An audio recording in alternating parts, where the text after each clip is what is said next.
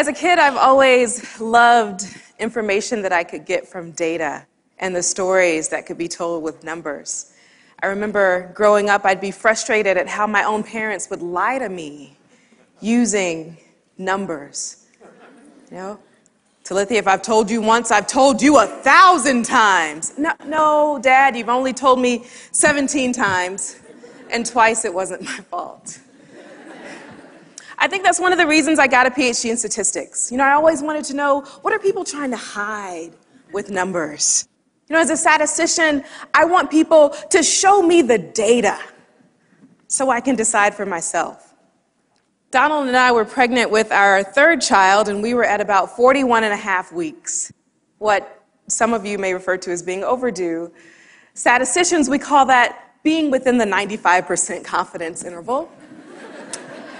And at this point in the process, we had to come in every couple of days to do a stress test on the baby. And this is just routine. It tests whether or not the baby's feeling any type of undue stress. And you're rarely, if ever, seen by your actual doctor, just whoever happens to be working at the hospital that day. So we go in for a stress test, and after 20 minutes, the doctor comes out, and he says, "Your baby's under stress. We need to induce you." Now, as a statistician, what's my response? Show me the data.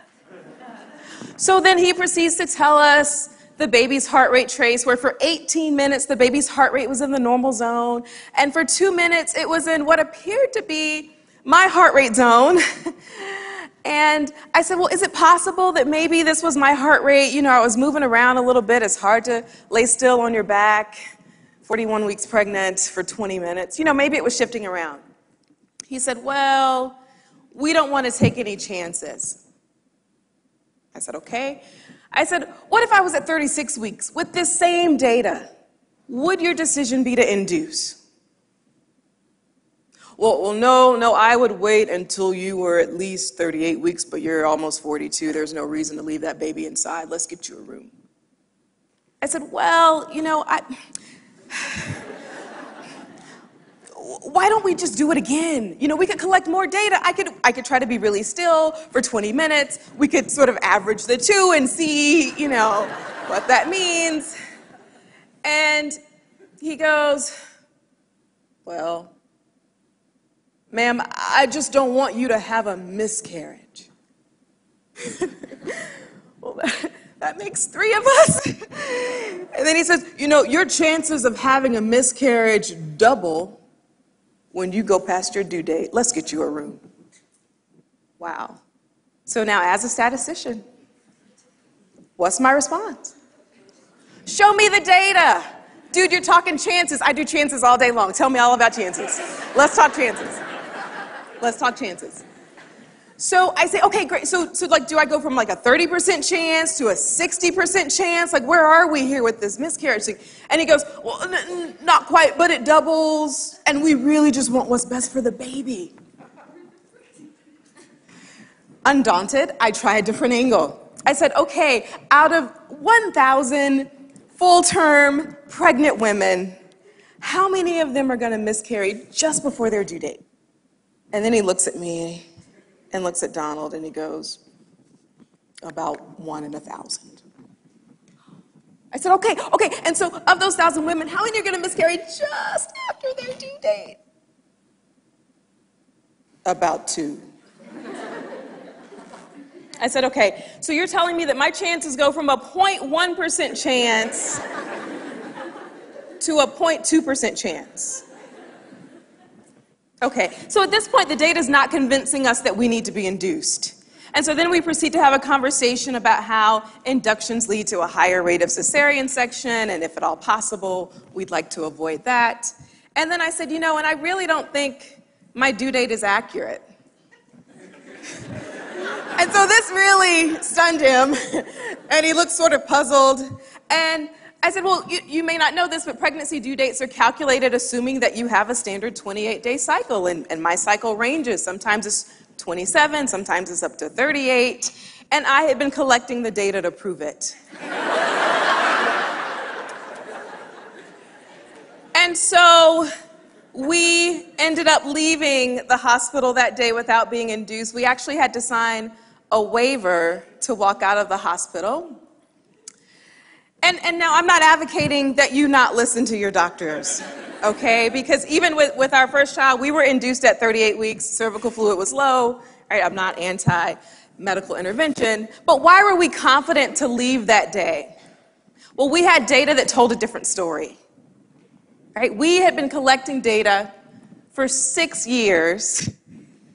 I had this temperature data, and it told a different story. In fact, we could probably pretty accurately estimate conception. Yeah, that's the story you want to tell at your kid's wedding reception. I remember it like it was yesterday. My temperature was a sizzling 97.8 degrees as I stared into your father's eyes. Oh yeah, oh yeah. 22 more years we're telling that story. But we were confident to leave because we had been collecting data. Now, what does that data look like? Here's a standard chart of a woman's waking body temperature during the course of a cycle. So from the beginning of a menstrual cycle to the beginning of the next. You'll see that the temperature is not random, right? There's a low pattern at the beginning of her cycle, and then you see this jump, and then a higher set of temperatures at the end of her cycle. So what's happening here? What is that data telling you? Well, ladies, at the beginning of our cycle, the hormone estrogen is dominant, and that estrogen causes a suppression of your body temperature. And at ovulation, your body releases an egg, and progesterone takes over. Progestation, right? And so your body heats up in anticipation of housing this new little fertilized egg. So why this temperature jump? Well, think about when a bird sits on her eggs, right? Why is she sitting on them? She wants to keep them warm, right? Protect them and keep them warm. Ladies, this is exactly what our bodies do every month. They heat up in anticipation of keeping a new little life warm. And if nothing happens, if you're not pregnant, then estrogen takes back over and that cycle starts all over again.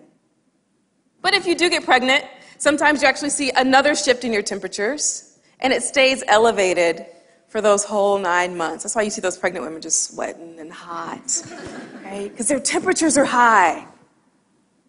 Here's a chart that we had about 3 or 4 years ago. We were really very excited about this chart. You'll see the low temperature level and then a shift. And for about 5 days, that's about the time it takes for the egg to travel down your fallopian tube and implant. And then you see those temperatures start to go up a little bit. And in fact, we had a second temperature shift confirmed with a pregnancy test that we were indeed pregnant with our first child. Very exciting. Until a couple of days later, I saw some spotting, and then I noticed heavy blood flow. And we had, in fact, had an early stage miscarriage. And what appeared, had I not been taking my temperature, I really just thought my period was late that month. But we actually had data to show that we had miscarried this baby. And even though this data revealed a really unfortunate event in our lives, it was information that we could then take to our doctor, right? So if there was a fertility issue or some problem, I had data to show, like, look, we got pregnant, our temperature shifted, we somehow lost this baby. What is it that we can do to help prevent this problem? And it's not just about temperatures, and it's not just about fertility. You know, we can use data about our bodies to tell us a lot of things. For instance, did you know that taking your temperature can tell you a lot about the condition of your thyroid? So your thyroid works a lot like the thermostat in your house, right? There's an optimal temperature that you want in your house. You set your thermostat. When it gets too cold in the house, your thermostat kicks in and says, hey, we need to blow some heat around. Or if it gets too hot, your thermostat sort of registers, turn the AC on, cool us off. That's exactly how your thyroid works in your body. Right? Your thyroid tries to keep an optimal temperature for your body. If it gets too cold, your thyroid says, hey, we need to heat up. If it gets too hot, your thyroid cools you down. But what happens when your thyroid is not functioning well? Well, when it doesn't function, then it shows up in your body temperatures. They tend to be lower than normal or very erratic. And so by collecting this data, you can find out information about your thyroid. Now, What is it if you had a thyroid problem and you went to the doctor, your doctor would actually test the amount of thyroid-stimulating hormone in your blood? Fine. But the problem with that test, it doesn't tell you how active the hormone is in your body. So you might have a lot of hormone present, but it might not be actively working to regulate your body temperature. So just by collecting your temperature every day, you get information about the condition of your thyroid. So what if you don't want to take your temperature every day? I advocate that you do, but there are tons of other things you could take. You could take your blood pressure, you could take your weight. Yeah, who's excited about taking their weight every day? Early on in our marriage, Donald had a stuffy nose, and he had been taking a slew of medications to try to relieve his stuffy nose, to no avail. And so that night he comes and he wakes me up, and he says, "Honey, I can't breathe out of my nose." And I sort of roll over and I look and I said, well, can you breathe out of your mouth? and he goes, "Yes, but I can't breathe out of my nose." And so like any good wife, I rush him to the emergency room at 2 o'clock in the morning. And the whole time I'm driving and I'm thinking, you can't die on me now. We just got married. People will think I killed you. And so we get to the emergency room and the nurse sees us and he can't breathe out of his nose. And so she brings us to the back and the doctor says, "What seems to be the problem?" And he goes, "I can't breathe out of my nose." And he says, "You can't breathe out of your nose?" And I'm like, "No, but he could breathe out of his mouth." Okay. So he sort of takes a step back and he looks at both of us and he says, "Sir, I think I know the problem. You're having a heart attack. I'm going to order an EKG and a CAT scan for you immediately." And we're thinking, no, it's not a heart attack. He can breathe just out of his mouth. No. And so we go back and forth with this doctor because we think this is the incorrect diagnosis. And he's like, "No, really, it'll be fine. And, just calm down." And I'm thinking, how do you calm down? I don't think it's having a heart attack. And so fortunately for us, this doctor was at the end of his shift. And so this new doctor comes in. He sees us clearly distraught with a husband who can't breathe out of his nose. And he starts asking us questions. He says, "Well, do you two exercise?" I'm like, "Well, we ride our bikes and we go to the gym occasionally. We move around." He says, "Well, what were you doing just before you came here?" And I'm thinking, well, I was sleeping, honestly. But okay, what was Donald doing just before he was taken? So Donald goes into this slew of medications he was taking.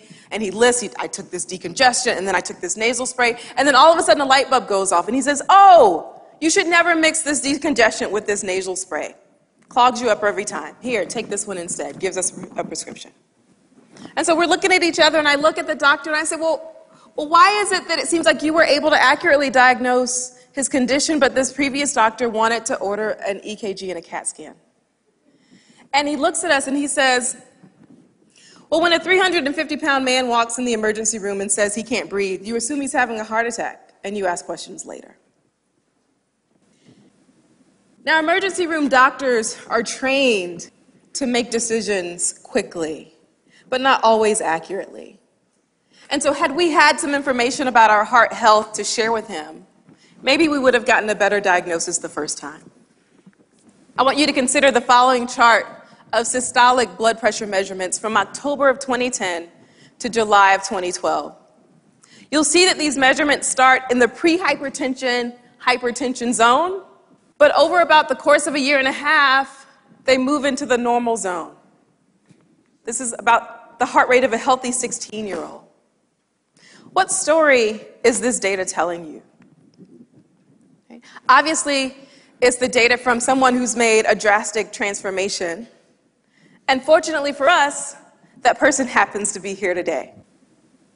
So that 350-pound guy that walked into the emergency room with me is now an even sexier and healthier 225-pound guy. And that's his blood pressure trace. So over the course of that year and a half, Donald's eating changed, and our exercise regimen changed, and his heart rate responded, right? His blood pressure responded to that change that he made in his body. So what's the take-home message that I want you to leave with today? By taking ownership of your data, just like we've done, right? Just by taking these daily measurements about yourself, you become the expert on your body. You become the authority. It's not hard to do. You don't have to have a PhD in statistics to be an expert in yourself. You don't have to have a medical degree to be your body's expert. And medical doctors, they're experts on the population, but you are the expert on yourself. And so when two of you come together, when two experts come together, the two of you are able to make a better decision than just your doctor alone. Right? So now that you understand the power of information that you can get through personal data collection, I'd like you all to stand and raise your right hand. Yes, get it up. I challenge you to take ownership of your data. And today, I hereby confer upon you a TEDx associate's degree in elementary statistics with a concentration in time-dependent data analysis with all the rights and privileges appertaining thereto. And so the next time you are in your doctor's office as newly inducted statisticians, what should always be your response? Show me the data. I can't hear you. Show me the data. One more time. Show me the data. Show me the data. Thank you.